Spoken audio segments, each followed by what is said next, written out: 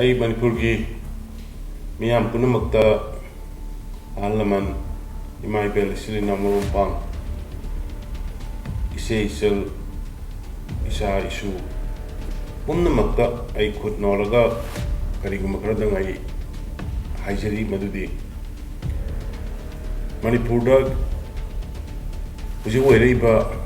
COVID-19 ki fivam asi aduki matik साथीबा यामना नुंगनांग निंगाय वेब फिल्म योरे फना कन होने कोई मयाम ने हन खंबी मपानदगी लाकपा मी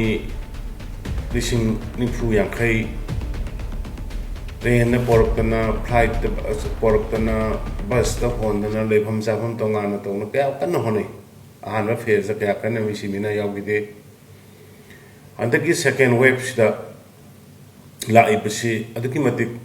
साथीरे नोंगी पॉजिटिव ओइबगी सांग लिसिंग योखलाए मी लेतबगी सांग मी तरा की मथक तरा मरी तरा मंगा तरा सिगी सांग तोरे मणिपुर एखोई मिसिंग याम जदे सिंगदा लेरिबा तमदा लेरिबा नागा कुकी मैतई पांगल अदगी गोरखाली पुनमक पुल्ल कांदे खोय ला कुंतरे कुनिपान खक्तनी मिसिंग यामजदबने खोय की स्टेट छे अदुना खोय हारिबा पैंडेमिक सिदगे खोय इसाना इसाबु कन्नब होनद्रगदी कनानासु लागा खोय कनबिररोय ऑक्सीजन की अवार्ड पर लेरंबा ऑक्सीजन मतिक चाना थमे प्लान मयाम ने खले डॉक्टर की अवार्ड पर लेरंबा डॉक्टर मसिंग मेन खले डॉक्टर सुन हापे नर्स मसिंग अवार्ड पर लेरंबा नर्स मेन खले हॉस्पिटल की अवार्ड पर लेरंबा हॉस्पिटल मसिंग बेड मेन खले तौबया गवर्नमेंट के साइट की खोई तौबया तौरे वैक्सीनेशन की कैंपेन चथै वाहन नरंबा होनै टेस्टिंग की तौवे तौनु होनै मसिदैदा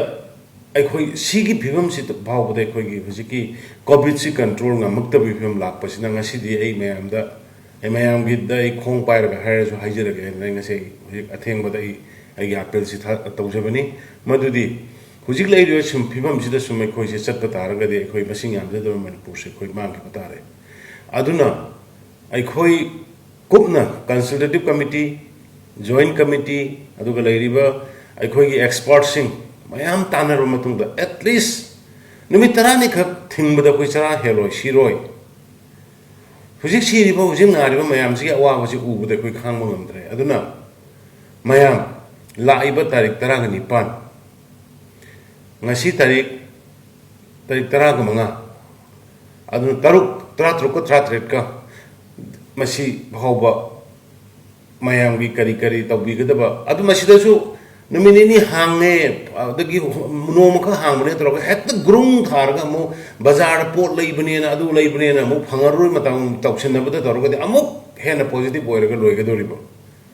so Manipur sarkar leiri khoi leiri yum da cheng thilasu thilake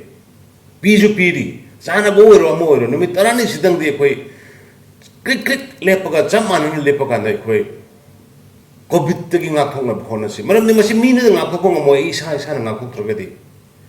aduna tarik 19 gi ayuk angan badagi total curfew masidai da kone exam tawdorisi except essential service mai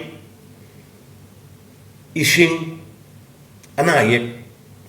aduga masidai da vaccination gi chatpa vaccination ki tawba kem tawba vaccination ki tholpa mising madme exam tawbani aduga testing gi house to house chaliba sima exam tawbani aduga tarik ma thoida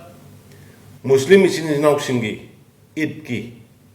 tai masi dharma gi oiba poni masi dadi id ki oiba mari leina dharma siga mari leina mising koi relax tawbani aduga relax tawi haidana mayam huppaga pullaga tawbadi tawbiganu SOP phajana nga aga it pangthokpiu aduga ataidi chap chana tarik 19 gi numit 19 sida khoi chamana na sarkar na haibagi nataba isa na khangna khoi covid sidagi kanladi khoi se isolate toroga khoi tongan apan thokna tumin leira kanda kan mi unadra kan khoi covid sidagi kangedabni haibase madu isa gi wakhalda phawbiraga lamdam sigi pai sai se no marong pang mayam amukta di aikhoi hairba covid se ke koi kanchi atopa state yamna fanagre masa masa no section na badagi masa masa na section country kaya masi european ka brazil gi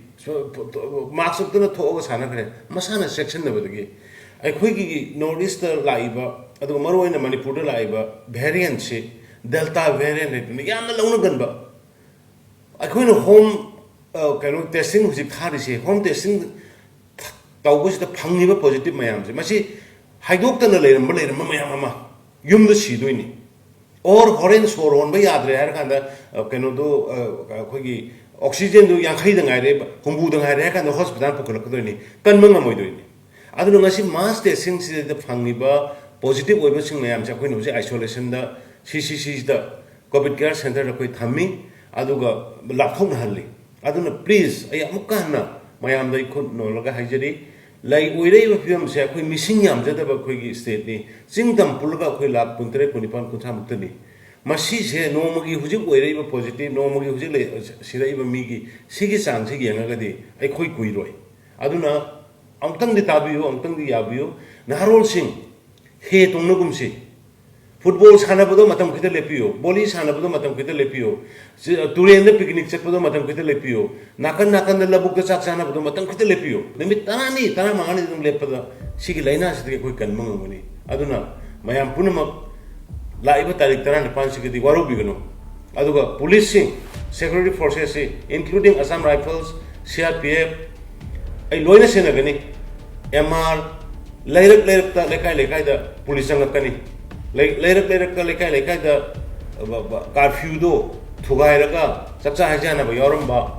natragana football sana ba yoram ba natragana boli sana ba yoram ba natraga katukan mayam punba lebum phamba yoram ba tawroga chu mado police na lokot action da mayam waru biganu maramdi akhoi masi ka hogdraga de akhoi manipuri jati se